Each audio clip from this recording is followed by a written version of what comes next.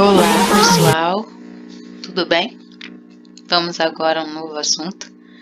Eu peço que vocês peguem o livro de vocês, a página 136, capítulo 7, onde nós vamos falar sobre ligações químicas e as transformações da matéria, ok? De cara aqui no nosso slide, vamos observar. Nós temos aqui, do lado esquerdo, vários símbolos. Nós já aprendemos que os elementos químicos, eles são organizados, né? E cada um tem o seu símbolo. E a gente encontra esse para poder consultar esses símbolos na tabela periódica, como eu falei na aula anterior. Bem, cada símbolo ele pode ser formado por uma única letra ou por duas, onde a primeira é maiúscula e a segunda é minúscula, ok? Aqui, por exemplo, ó, nós temos Fe, símbolo do ferro, CH4. O que significam essas fórmulas? Bem, é o que nós vamos aprender. As fórmulas, elas são muito usadas na área científica. E nesse estudo, nós vamos destacar essas fórmulas que podem indicar a composição de uma combinação química. Então, por exemplo, se eu tenho uma barra de ferro, ela é formada só do elemento químico ferro. O símbolo dela, da substância, vai ser esse aqui, Fe, a sua fórmula. Quando uma substância ela é formada por um único elemento, nós dizemos que essa substância é simples. Ó, ao contrário dessa aqui do meio, NaCl. Nós já sabemos que aqui nós temos dois símbolos químicos, o do sódio e o do cloro. Quando eles aparecem assim juntinho, nós falamos em par, né, nesse caso aqui, nós estamos aqui com uma fórmula química. Essa fórmula é a fórmula do sal de cozinha, que você tem aí na sua casa, o cloreto de sódio. Quando você olhar para a fórmula de uma substância e ela tiver mais de um elemento químico, nós dizemos que essa substância ela é composta. Outro exemplo aqui, ó, H2SO4. O que isso significa? É uma fórmula de uma substância, conhecida como ácido sulfúrico. Só de olhar para essa formulazinha, você já percebe que ela é composta por quem? Hidrogênio, um outro símbolo, mesmo que você não saiba o nome logo, mas só de olhar para a fórmula, você observa que ela é formada por três elementos diferentes: hidrogênio, enxofre e oxigênio. Logo, ela é uma substância composta. Se tiver mais de um símbolo de elemento químico na fórmula, ela é composta. Se tiver só um símbolo, ela é simples. E o que significa esses númerozinhos? Isso se chama índice de atomicidade. É a quantidade de átomos desse elemento para formar uma fórmula desse composto. Então, ó, nesse composto aqui tem 2 hidrogênios, tá vendo? Ó, 2 hidrogênios. De enxofre aqui não aparece nada. Se não aparece nada, é como o X lá que você tem na matemática. X é igual a 1x. Tem 1. Então, aqui nós temos ó, o enxofre, um enxofre. E o oxigênio, 4. Tem 4 oxigênios nessa estrutura. 2 hidrogênios, 1 enxofre e 4 oxigênio. Lembre-se, é sempre como um subíndice, vem aqui embaixo, depois do símbolo do elemento químico. Aqui outro exemplo, ó. H3, então tem 3 hidrogênios, 1 P, que é o fósforo, e 4 oxigênios. Olha esse aqui, ó. 1 carbono e 4 oxigênios. E assim vai. Ok? Então, Olhou para a fórmula, só tem um símbolo? Substância simples. Olhou para a fórmula, tem mais de um símbolo de elemento químico? Substância composta, ok? Nós podemos decidir, classificar a substância como sendo simples ou composta pelo simples fato de olhar sua fórmula química e sua composição química. Se ela é formada por um único elemento químico, tipo o gás oxigênio que nós respiramos, é só oxigênio, então é uma substância simples. O sal de cozinha é formado de sódio e cloro, então uma substância composta, ok? Bem, ao observar essas fórmulas, as fórmulas, a grande pergunta é: por que e como esses átomos se ligam? Essa foi a pergunta. Como é que ocorrem as combinações químicas? Qual é a afinidade química entre eles? Rola química? Como é que rola essa química? Então, foram essas perguntas que foram sendo, esses questionamentos que foram sendo levantados para o estudo dessa teoria aqui de ligações químicas que nós vamos ver. Então, vejam.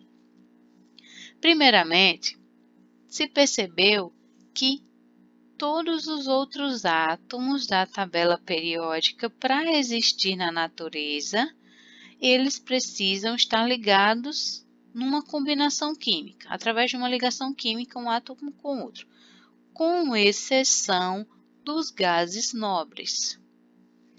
Os gases nobres não se combinam naturalmente com outros átomos, certo? Eles são considerados átomos estáveis por apresentarem um número máximo de elétrons na última camada. Bem, então eles perguntaram o que tem de diferente nos gases nobres que não tem nos demais átomos. E aí eles foram fazer a distribuição eletrônica. Acompanhe aqui essa tabelinha.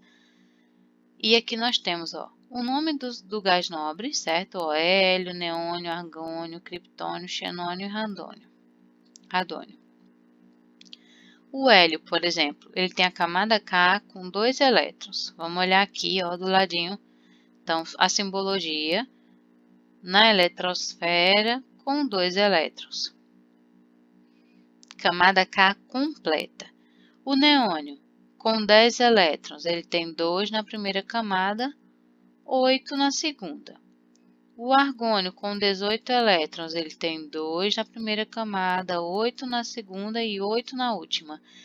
Então, ao fazer a distribuição eletrônica de todos os gases nobres, eles foram percebendo, que eles sempre têm 8 elétrons na última camada, com exceção do hélio, que tem a primeira camada completa. Então, aqui nos desenhos vocês vão ver, 1, 2, 3, 4, 5, 6, 7 e 8. Todos eles foram distribuindo os elétrons e foi percebendo que todos terminavam com 8 elétrons na última camada. Por não estabelecerem combinações com outros átomos, os gases nobres costumam ser representados pelo símbolo do próprio elemento químico, ok? Então, eles não precisam formar ligações, porque eles são estabilizados eletronicamente quando tem a sua última camada com 8 elétrons, ok? Bem, daí seguimos o que nós chamamos de regra do octeto. Então, por que os outros átomos precisam formar as ligações químicas? Para que eles fiquem parecidos eletronicamente com um gás nobre. Por exemplo, o hidrogênio tem um elétron na última camada. Ele se liga com outro elemento para poder ficar com 2 e ficar parecido com o hélio. Ok? A partir daí, essa instabilidade dos outros elementos, para que eles fiquem parecidos com os gases nobres, eles vão receber ou doar elétrons. É aí que começa, de fato, essa teoria das ligações químicas. O primeiro tipo de ligação química, acompanhei na página do capítulo 7 de vocês, na parte de ligações químicas, vai falar sobre as ligações iônicas, ok? O que seria uma ligação iônica? Observe bem aqui no slide essa demonstraçãozinha das figuras. Uma ligação iônica é uma ligação que ocorre entre um metal e um não metal, certo? Então, se a gente for na tabela periódica, você vai ter o metal e o não metal. A ligação iônica, ela ocorre por transferência de elétrons. O metal transfere elétron para um não metal, onde um fica positivo e o outro fica negativo. Eles vão formar os íons. Cátion, positivo, ânion, negativo. Por exemplo, vamos aqui essa figurinha. O átomo de sódio, e aqui embaixo nós temos a distribuição dos elétrons. Ó, perceba, ele tem 11 prótons e 11 elétrons. Vamos distribuir. Primeira camada 2, L8, M1. Perceba que aqui na última camada ele tem um elétron e na camada interna ele tem 8. Para ele ficar parecido com um gás nobre e ter estabilidade eletrônica, ele vai pegar esse elétron aqui e doa. Então, ó, ele doa o elétron para o cloro. Por que para o cloro? O cloro é um não metal que tem 17 elétrons. Vamos fazer a distribuição. K2, L8, M7. Para que ele fique parecido com o gás nobre, ele tem que ficar aqui nessa camada com 8 elétrons. Quando o sódio doa esse elétron, aí o que acontece? Ó, o sódio fica, que tinha 1, ele doa, ele fica com a última camada com 8, parecido com o gás nobre. E o cloro, que tinha 7 e recebeu 1 na última camada, também fica com 8. Ambos ficam parecidos com um gás nobre. E aqui forma o íon de sódio, que vai ter esse sinalzinho mais aqui em cima, e um íon cloreto, que vai ter aqui, ó, esse sinalzinho. Professora, por que eto? Porque quando ele forma um ânion, geralmente vai terminar assim, em eto, ok? Então, veja aqui, ó, Na+, Cl-. Quando eles formam os íons, que ficaram parecidos com um gás nobre, aí o íon cátion atrai o íon ânion. O positivo atrai o negativo e eles vão grudando um no outro a partir da atração das cargas opostas, e eles vão grudando um do outro e formando o que nós chamamos de retículos cristalinos, certo? Isso ocorre apenas em ligação iônica, onde o metal doa o elétron para o não metal, o metal fica positivo, o não metal negativo, eles são atraídos positivo com negativo, cátion e ânion atraem-se formando o que nós chamamos de ligação iônica. Legal, não é isso? Vamos agora responder essa questão. Os átomos instáveis não apresentam a camada de valência completa, por isso tendem a estabelecer ligações uns com os outros. Observe o exemplo do cloreto de sódio, que foi esse que nós vimos aqui agora. Trata-se de uma ligação iônica em que os símbolos mais e menos da fórmula indicam que a. O átomo cloro tende a receber elétron, tornando-se um ânion, e o átomo sódio tende a perder elétron, tornando-se um cátion. Um átomo neutro sódio possui mais elétrons que prótons. Não, um átomo neutro já está dizendo a quantidade de prótons é igual à quantidade de elétrons. E C. Esse tipo de ligação ocorre em geral entre dois não metais. Possui 4, 5, 6 ou 7 elétrons na última camada. Não. Esse tipo de ligação ocorre entre um metal e um não metal. Então, a resposta certa é a letra A. O átomo de cloro tende a receber um elétron, tornando-se ânion. e o átomo de sódio tende a perder elétron, tornando-se cátion. Isso ocorre por terem cargas opostas, de mesmo valor. Esses íons se atraem e formam uma ligação iônica. Átomos neutros não possuem um número de prótons. Átomos neutros possuem o mesmo número de prótons e elétrons, por isso que está errada. A distribuição eletrônica da última camada determina a tendência de ganhar ou perder elétrons. Então, o que é isso? O metal, geralmente, ele tem de 1 a 3 elétrons na última camada. De 1 a 3, a tendência é doar elétron. A gente está lembrando da regra do octeto, certo? Sempre ele vai ficar com 8 elétrons na última camada. Os átomos têm essa tendência de ficar com 8 elétrons na última camada. Então, de 1 a 3 doa elétron, 4 elétrons tanto doa quanto recebe. De 5 a 7 elétrons, a tendência é receber elétron. Porque entre o cloro, aqui em cima, por exemplo, entre o cloro e o sódio, o cloro tem 7 elétrons na última camada e o sódio tem 1.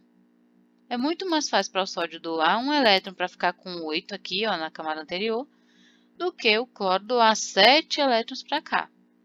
Então, se olhou aqui na última camada, de 1 a 3 elétrons, doa elétron. Geralmente é um metal. Se tiver de 5 a 7 elétrons, a tendência é receber elétrons. Ok? Isso numa ligação iônica. A ligação iônica, em geral, acontece entre um metal que tende a perder elétrons e um não metal que tende a ganhar elétrons, ou entre um metal e o hidrogênio. Ok? Vamos para o próximo. Agora observe a fórmula da molécula da água e note que no caso de uma ligação molecular, os átomos não constituem íons, eles formam ligações covalentes. Vocês vão na página que fala sobre ligação covalente e vocês vão falar aí que o que seria uma ligação covalente? É uma ligação onde ocorre compartilhamento de pares de elétrons.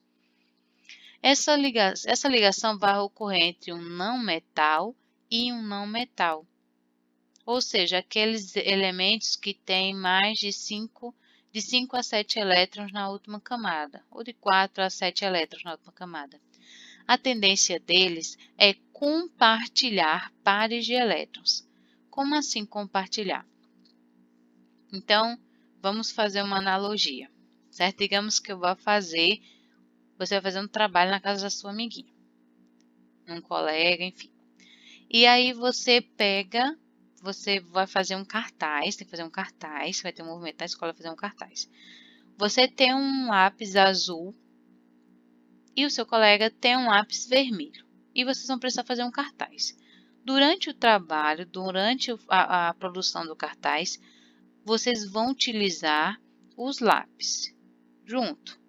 Tanto o lápis azul quanto o vermelho vai servir para os dois durante aquele trabalho. Terminou, vocês vão encerrar o trabalho, cada um pega o seu lápis e cada um tem o seu lápis, certo? Fazendo uma analogia. Quando a gente fala de compartilhar elétrons entre os átomos, eles vão se aproximar, um não metal de um não metal, ou um não metal e um hidrogênio, eles vão se aproximar. E aquele elétron da última camada, ele vai servir, eles vão compartilhar aquele elétron. Ele vai servir tanto para um átomo quanto para o outro, certo? Esse tipo de ligação nós chamamos de ligação covalente, ó. Valente, quer dizer, de valência de elétrons da última camada. E porque eles vão compartilhar esses elétrons da última camada. Quando eles compartilham, eles ficam com uma configuração parecida do gás nobre. Enquanto a ligação está ali, lembrando aí, enquanto eles estão compartilhando o lápis, fazendo analogia, enquanto eles estão formando a ligação química, os elétrons tanto servem para um átomo quanto para o outro. Bem, a fórmula molecular da água estabelecida por uma ligação covalente indica que... Então, ele está mostrando aqui, a água, nossa amada água, né? Vou até tomar um pouquinho, que a garganta está já cansada. A água, ela é uma molécula formada por ligações covalentes, onde o hidrogênio, né, a fórmula é H2O, onde o hidrogênio e o oxigênio compartilham pares de elétrons. Aí, isso indica que os elétrons que formam cada par do hidrogênio são repelidos pelo núcleo e atraídos pelos elétrons dos outros átomos. B. Quando os átomos possuem a tendência de ganhar elétrons, como o hidrogênio e o oxigênio, se combinam. Eles tendem a compartilhar elétrons. A ligação covalente, em geral, acontece entre dois metais que possuem 1, 2 ou 3 elétrons na última camada, ou entre um metal e hidrogênio. Não. Isso aqui seria uma ligação que? Metálica. A gente vai falar mais para frente. A letra B é a alternativa correta. Então, vejam só. Quando os átomos que possuem a tendência de ganhar elétrons, como hidrogênio e oxigênio, então, ambos, eles são não metais, tem de 4 a 7 elétrons na última camada, no caso do hidrogênio, que não é considerado nem metal nem não metal, certo? Quando eles se combinam, eles tendem a compartilhar elétrons. Quando os átomos que possuem essa tendência, certo? Tais moléculas formadas podem ser compostas por 2 ou mais átomos, iguais ou diferentes entre si. Os elétrons que formam cada par de hidrogênio são atraídos pelo núcleo, uma vez que as cargas elétricas de sinais opostos se atraem. A ligação covalente, em geral, ocorre entre dois não metais, certo? Então, grave isso aqui, ó. A ligação covalente, em geral, ocorre entre dois não metais que possuem de 4 a 7 elétrons na última camada, ou entre um não metal e o hidrogênio. Essa é a condição para que ocorra uma ligação covalente. E o princípio da ligação covalente é o compartilhamento de pares de elétrons. E nas ligações metálicas? Então, a gente tem aqui, ó, na ligação metálica, ela só vai ocorrer entre os metais. Esse símbolo aqui, da G, é o símbolo da prata. Os elétrons da última camada podem mover-se livremente, sendo compartilhados entre os diversos átomos interligados. Costuma-se dizer que metais como a prata são formados por íons positivos imersos em um mar de elétrons livres, que se movimentam de forma aleatória, se movimentam bastante ali. Então, vejam só, aqui nós temos um exemplozinho, certo, de uma ligação metálica. Então, o núcleo dos átomos fica distribuído e os elétrons na sua camada de valência fica ali, ó, girando. Fica um mar de elétrons em volta desses átomos. Daí, esse brilho característico dos metais, deles serem sólidos e tudo mais, ok?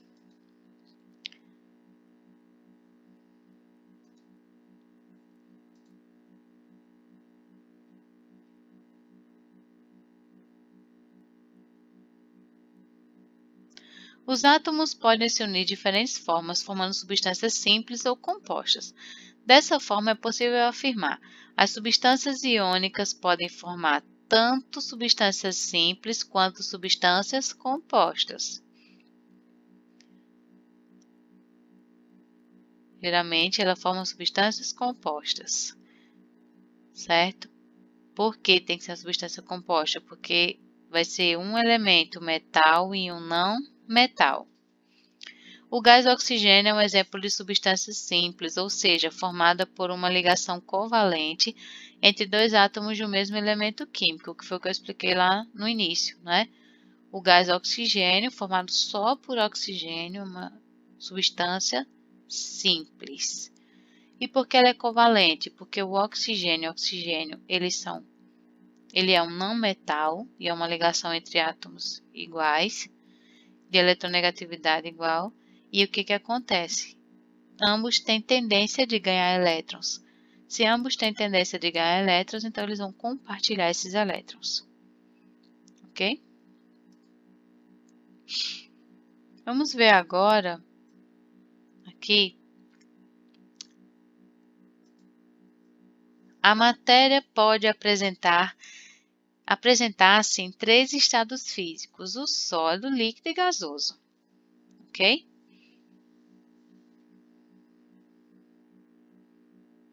Cada um dos estados está relacionado à organização da molécula ou dos átomos. Então, o estado sólido está bem juntinho aqui.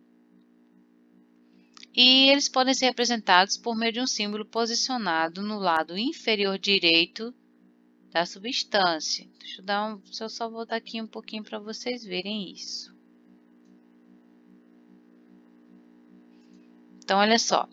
Aqui eu tenho um estado sólido, onde as moléculas, né, os átomos que formam, tá assim, ó, bem juntinho um do outro. O líquido há uma maior mobilização e dos gases eles seguem mais levemente, mais livremente. Quando a gente for apresentar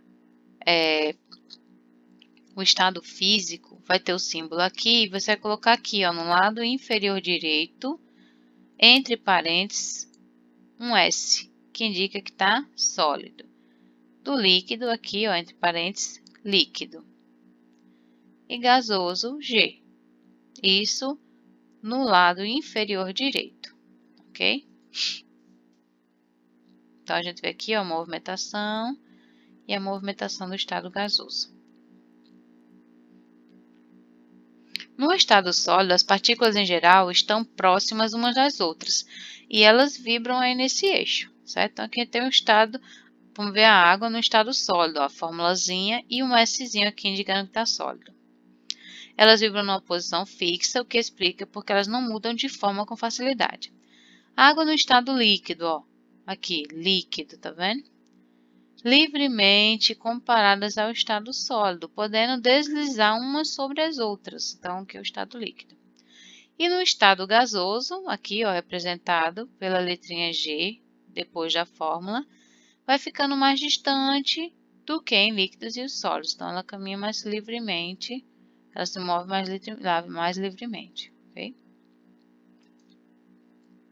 O fornecimento de energia na forma de calor pode provocar mudanças no estado físico da matéria. Então, quando a gente tem aqui a água, por exemplo, fornece calor, vai aumentando a vibração e aí ela vai mudando de um estado físico para outro, pois passam a ter mais movimentação, mais rapidez. Uma coisa importante é falar um pouco sobre a energia cinética. A energia cinética das moléculas é o que? A energia do movimento. A temperatura de um corpo ela é medida a partir da energia cinética das suas partículas. Então, se ela está no estado sólido, que a gente viu, e ela vibra de forma mais devagar, a energia cinética dela é baixa, então a temperatura dela é baixa. E a gente lembra logo da água sólida, onde ela se encontra no seu estado, deixa eu colocar aqui só para vocês, então, no estado sólido, né, ela se encontra ali na temperatura inferior. Quando ela absorve a calor, ela já vai se movimentando. E o estado gasoso é um estado de maior energia cinética, também é um estado de maior absorção de calor, de maior temperatura. Ok? A gente vai percebendo isso. Então, o estado sólido, lembrando aqui, ó, mais uma vez, a fórmula da água, olhou para a fórmula, tá vendo? Formada por 2 elementos químicos diferentes, é uma substância composta que está no estado sólido e que, nesse aqui, as partículas estão bem próximas uma da outra, certo? Bem próximas uma da outra. E aqui, a energia, o calor, a temperatura é mais baixa, e a gente lembra do gelo, de fato, água sólida. No estado líquido, há maior movimentação, então ela absorve calor, aumenta a energia cinética das partículas, aumenta a temperatura, certo? E ela tem uma mobilidade. E no estado gasoso, estado de maior energia, maior temperatura ali, elas são mais distantes umas das outras que nos líquidos e nos sólidos. Ok? Então, com o aumento da temperatura, aumenta a movimentação dessas partículas que fazem com que ela vá mudando de um estado físico para outro. Então, qual o fator que faz com que ocorra essa mudança de estado físico? Que grandeza física está ali relacionada? A temperatura, ok? Sobre as mudanças de estado físico da água, é possível afirmar que a equação, então a gente tem aqui, ó, água, H2O, sólido, mais energia, vai formar água líquida. Compreenderam bem a equação? Ó? Tá falando que água sólida mais energia vai formar água líquida. Representa o processo de evaporação, no qual a diminuição da energia cinética das moléculas, no qual ocorre a diminuição da energia cinética das moléculas. Vejam, do sólido para o líquido, o processo é de quê? De fusão do sólido para o líquido. E não um processo de evaporação. Evaporação, vocês vão ver direitinho aí no capítulo do livro. A evaporação é quando passa do líquido para o estado de vapor ou gás. Então, aqui está passando do sólido para o líquido. Então, não está ocorrendo a evaporação, está ocorrendo a fusão. O processo de ebulição ocorre quando muitas moléculas de água se movimentam com energia cinética suficiente para superar a pressão atmosférica. O que é a ebulição? A ebulição é a passagem do estado líquido, quando a gente fornece calor, né? Então, você pega a panelinha, coloca lá com água na boca de um fogão. O que acontece? Você está fornecendo energia. No interior, né, da água líquida vai formando bolhas. Essas bolhas, quando a gente aquece a água para ela começar a ferver, como a gente chama, a gente está levando um processo de ebulição, onde ocorre o fornecimento de calor, a movimentação dessas partículas da água, ela entra em ebulição. Quando essa água se movimenta, aumenta a energia cinética e quando elas começam a ferver, que vai subindo a bolha, que tem energia suficiente para superar a pressão atmosférica, né? Se igualar a pressão atmosférica, aí começa a ocorrer a ebulição. Vamos ver a letra C. No estado sólido, as moléculas da água estão mais próximas do que no estado líquido, determinando menor volume de água e maior densidade. Pelo contrário, certo? A água no estado é a única substância que no estado sólido, né, vamos dizer assim, ela aumenta o volume e diminui a densidade. Como assim, professora? Como assim, professora? Vamos lembrar daquele suco bem geladinho que você toma quando você coloca o gelo no suco, né? Ou coloca gelo na água. Quando tá quente, você botou o gelo. O gelo, ele afunda ou boia? Ele boia. Então, quer dizer que ele é menos denso que a água, certo?